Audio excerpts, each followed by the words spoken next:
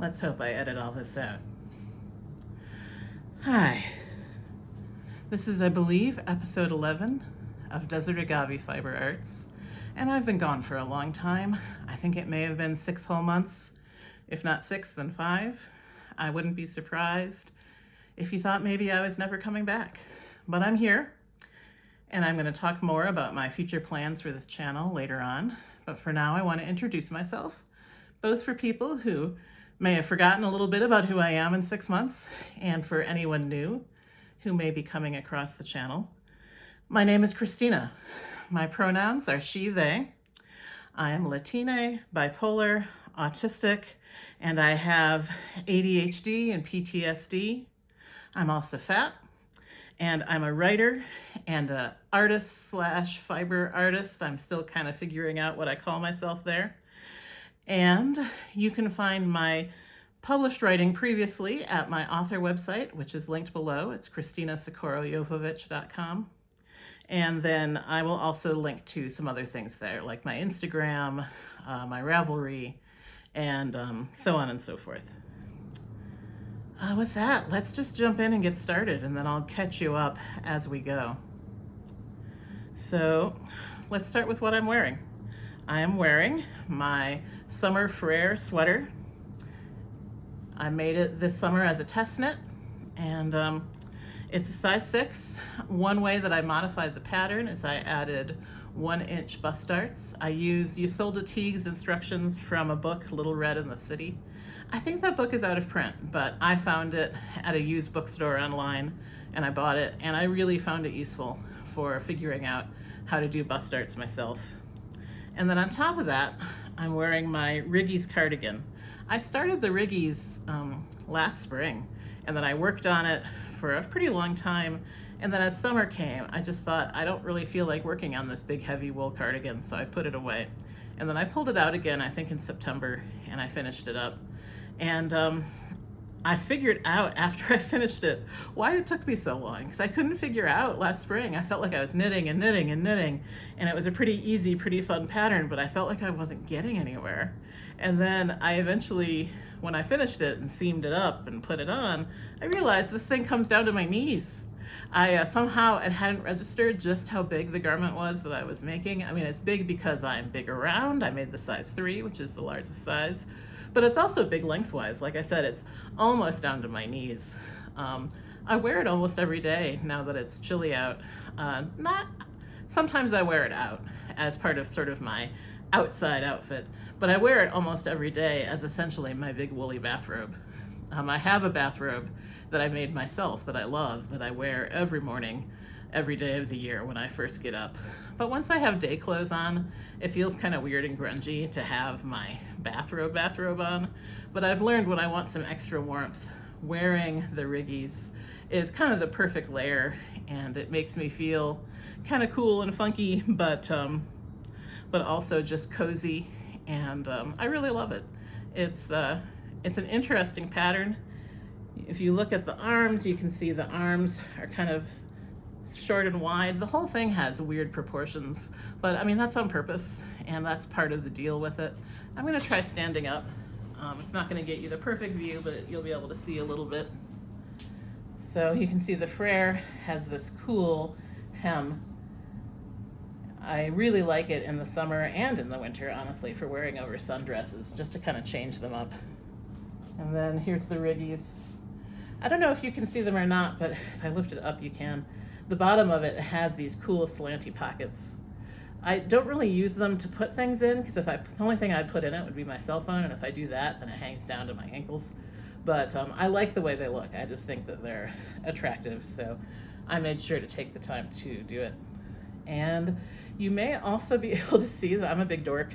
I spilled some breakfast on my outfit, and then I cleaned it up with soap and water and rinsed it, and the stain is gone. My sweater isn't entirely dry, but it was now or never. If I didn't record now, I wasn't going to record today.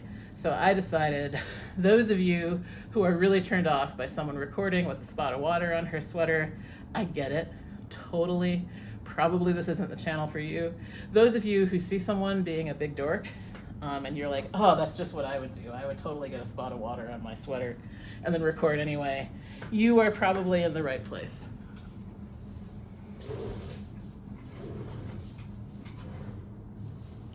So yeah, the Riggies, I knit it in Rama wool. It's their Stricka yarn, which is their DK weight yarn. It's the color is brown heather, number 111, and I made the largest size, which is the size 3. I guess it's not exactly a size inclusive pattern because my bust is about a 48, my hips are about 60, and the Riggies fits me, but I feel like there should really be a size 4, so that people who are larger than I don't need to like squeeze into the ease of this. But I made it anyway. I really enjoy it. I'm glad I made it. I wish that there was another size for it though. It doesn't seem like it would be that hard to do. And I am not going to take you through everything I've made since the last time I recorded my podcast. It's just not what I feel like doing. And instead, I decided I will gradually introduce you to the things I've been making for the last 6 months with each podcast. And as you'll learn later, they're going to be coming more frequently for at least the next month or two, hopefully longer than that. But for now, here's my Freyr and my Riggies. Really enjoying wearing both of them. Good additions to my wardrobe, fun patterns to make. Okay, another thing I wanted to tell you about is I have a recent publication. And if you're watching a Fiber Arts podcast, it probably will be of interest to you. If you've ever heard of Ply magazine, that's P-L-Y magazine, it's a magazine for spinners, as in spinners of yarn.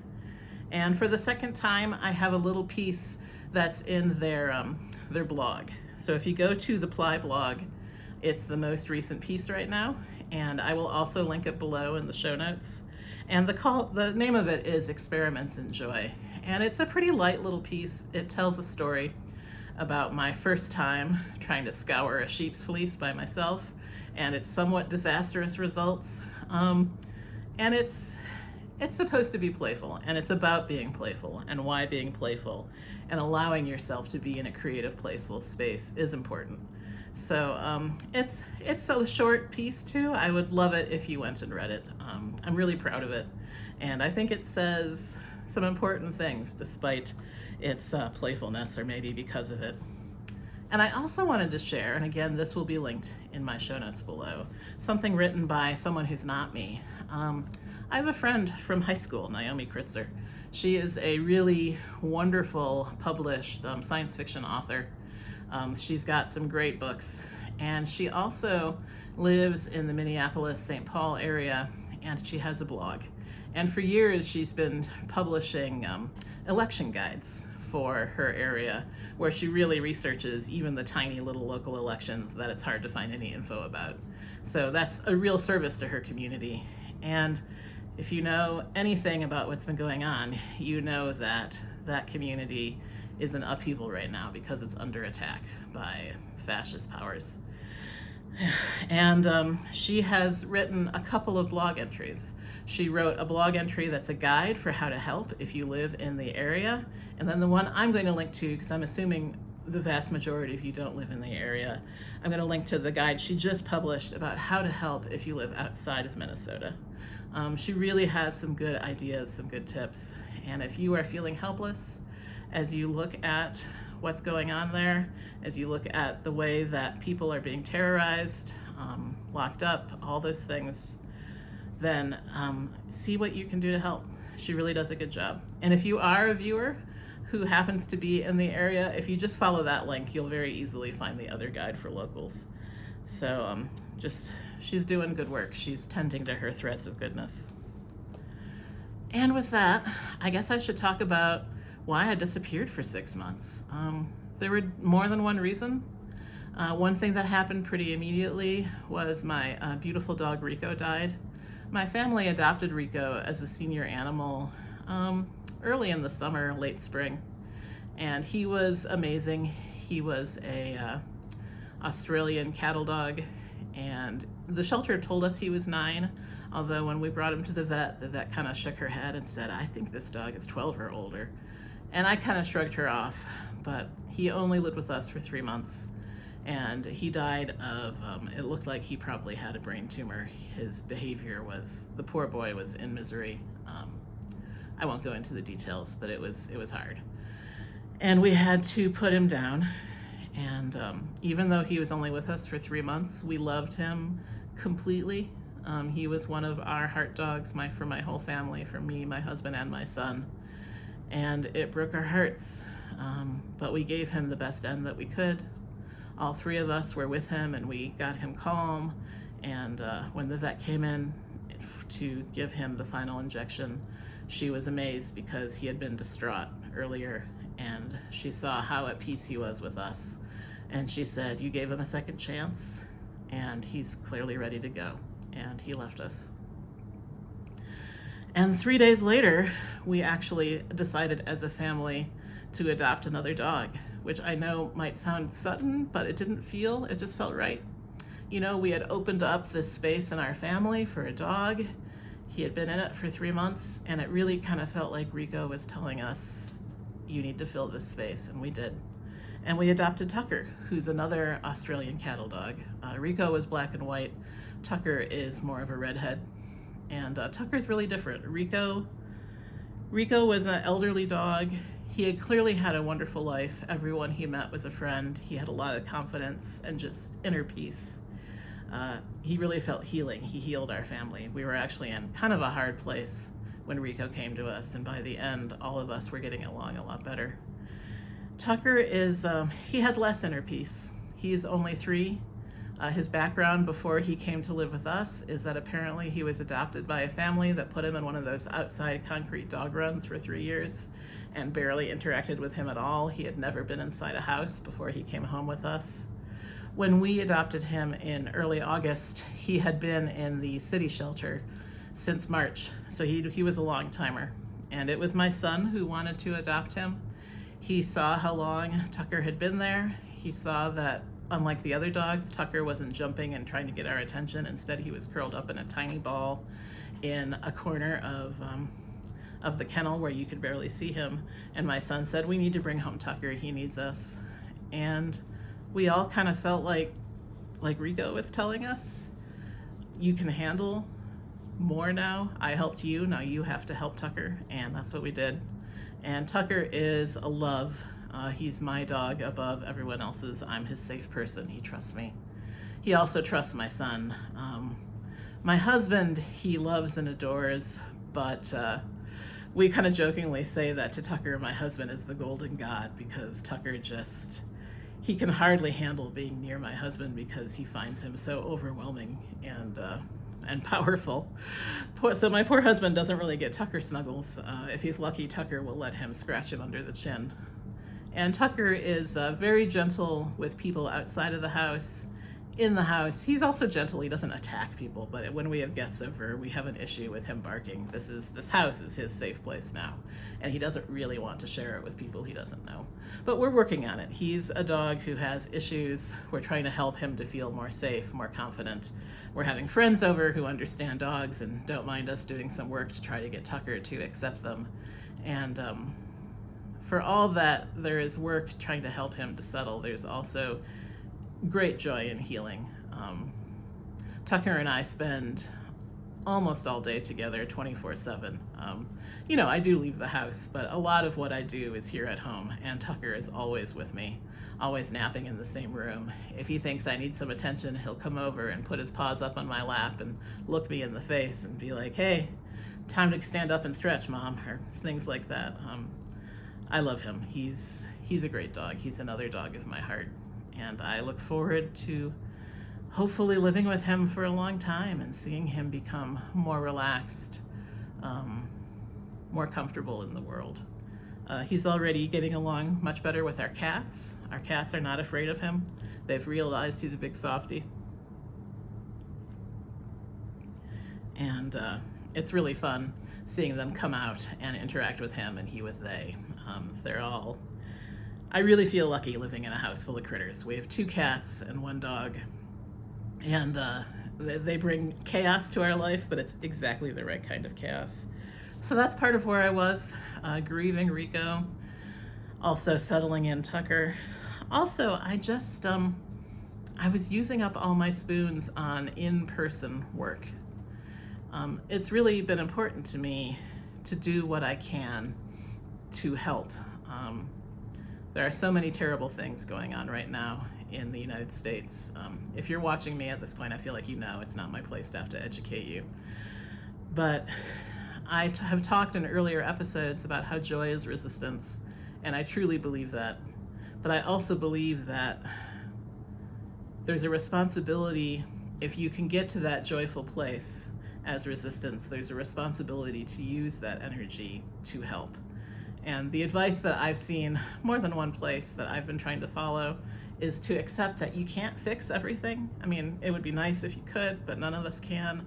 But you can identify what I think of as threads of goodness, threads in the world where you have something to offer to help.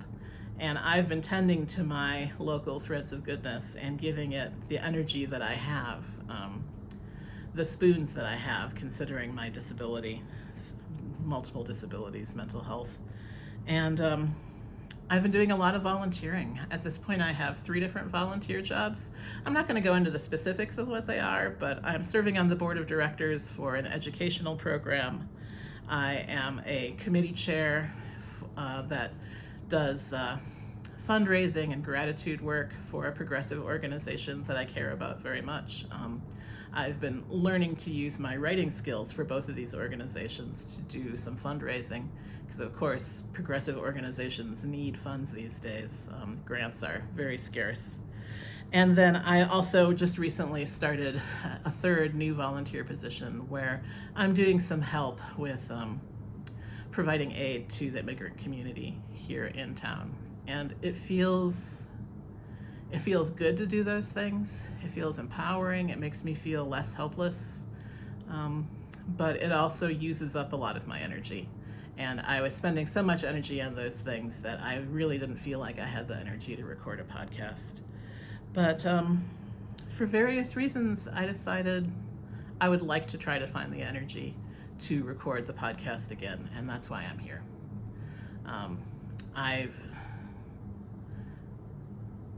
How do I want to say this? I guess this trying to help the world as I can, it's something I do in spite of fear that I feel.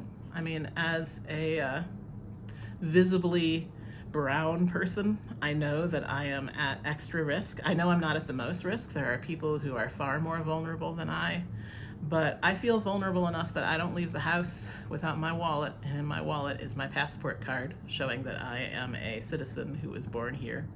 I was born in Wisconsin, and I don't leave the house without that. And even though I won't leave the house without it, I also am very well aware that that may not keep me safe.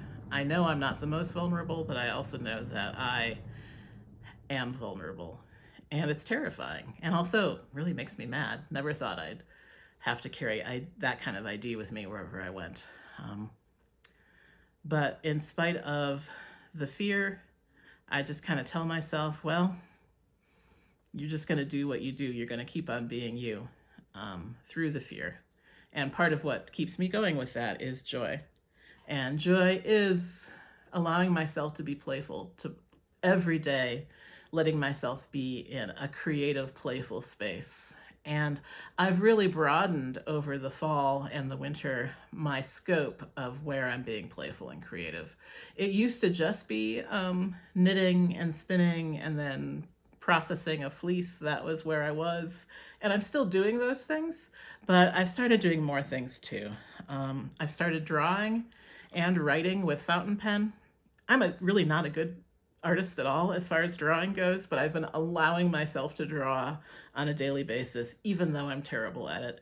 And I don't get angry at myself. I don't, judge myself for doing a crappy drawing. I just let it be a place where I'm playing. And sometimes I draw something that I'm delighted with, and that brings me just such a boost. And even when I draw something terrible, it does something. It calms me. And of course, I'm a writer, but I've been practicing doing my first drafts written by hand in fountain pen on paper instead of on a computer. And it feels amazing. It's doing really good things for my writing, for my creativity. I've also been doing things like this room that you're in.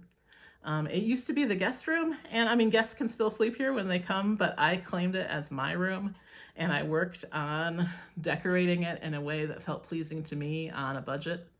And I love this room. It's my safe space. It's a little nutty and cluttered, but in a way that I love. I'm surrounded by things that feed my creativity, and it really feels good to have my own room. I haven't had my own room since my son was born, and he's almost 14, so it's been a while. And that's been a wonderful source both of comfort and of creative play. And that brings me to my plans for this channel. So I'm going to try for at least a month, hopefully much longer, recording a weekly podcast. And I will be recording it on Thursdays. That's the day where I'm the least likely to have other appointments and meetings.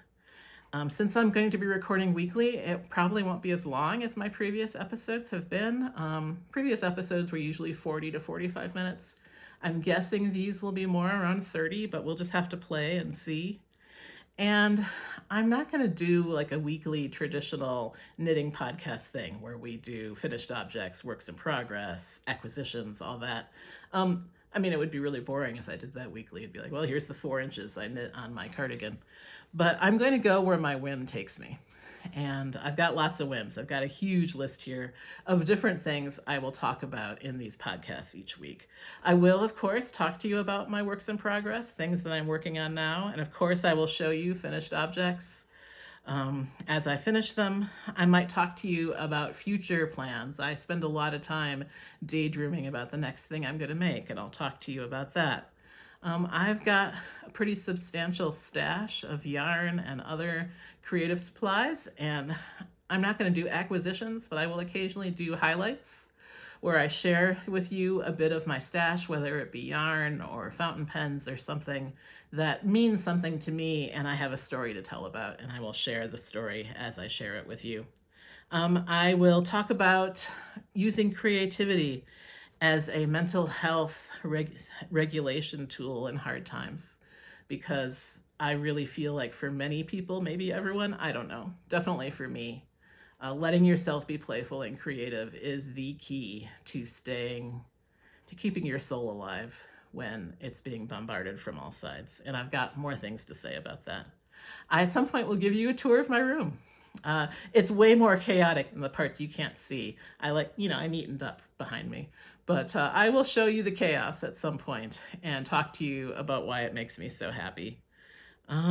What else? In addition to showing you my knitting, I'll show you some other things I've made. I've actually taken some weaving classes. I also took a nail binding class, so I will talk to you about those things. That'll be a lot of fun. Show you some of my drawings. I've also started doing watercolor. If you go to my Instagram, you'll see a couple watercolors I did. And that was a lot of fun. The day that I did my first watercolor, which is up on Instagram, I was feeling pretty down, and I just let myself play. And I hadn't used watercolor since I was a kid. It truly had been a long time. And by the end of the watercolor session, I just can't tell you, I felt like I was floating. I felt so good. And that's the kind of thing that gives me strength to tend to my threads of goodness in the world. I'll also talk a little bit more about mental illness and trauma and regaining your sense of who you are and who you want to be with those. I've got thoughts about that too. And there's so many more things. Basically, I have so many things that float through my head every day as I'm going about my life that I want to share with someone who's interested in creativity and fiber arts and writing. And there's often not someone available. And I just want to make this the place where I share those things. And hopefully people who are interested will find it and will sit here with me on a weekly basis. That's really, that's my vision.